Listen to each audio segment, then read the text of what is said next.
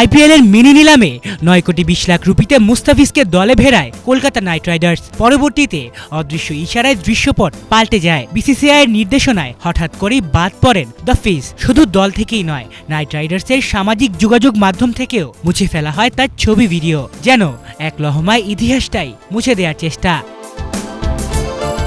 পর মুহূর্তেই পাল্টে যায় ঢাকার অবস্থান। বাংলাদেশ ক্রিকেট বোর্ড স্পষ্ট বার্তা দেয়, যে দেশে একজন ক্রিকেটারের নিরাপত্তা নিশ্চিত করা যায় না, সেখানে পুরো দল পাঠিয়ে বিশ্বকাপ খেলতে যাওয়ার প্রশ্নই ওঠে না। নিরাপত্তা আর মর্যাদা, এই দুই শব্দেই আটকে যায় সব আলোচনা। বাংলাদেশের ম্যাচ ভারতের বাইরে আয়োজনের দাবি তোলা হয়, আর সেখান থেকেই শুরু হয় আসল চাপ। বিসিবির এই অনড় অবস্থানে অস্বস্তিতে পড়ে ভারতীয় ক্রিকেট কর্তৃপক্ষ। তবে নিজেদের সিদ্ধান্ত জানিয়ে সংবাদ বিজ্ঞপ্তি দেয় বিসিবি।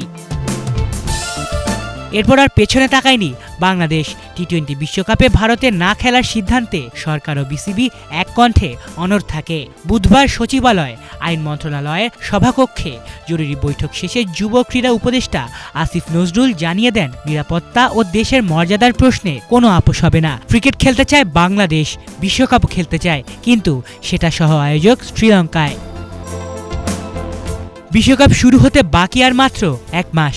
সূচি অনুযায়ী কলকাতার মুম্বাই জুড়ে বাংলাদেশের ম্যাচের তালিকা প্রস্তুত, কিন্তু বাংলাদেশের চোখে এখনও সেই সূচি অনিশ্চিত। বিসিবি শুরু থেকেই ভেন্যু পরিবর্তনের দাবি জানিয়ে আসছে। আইসিসি আশ্বাস দিয়েছে, সমাধানের কথা বলেছে, তবে চূড়ান্ত সিদ্ধান্ত এখনও অধরায়। উত্তেজনা তাই দিন দিন আরও ঘনীভূত হচ্ছে। আলিফ চৌধুরী, বাংলা ভিশন।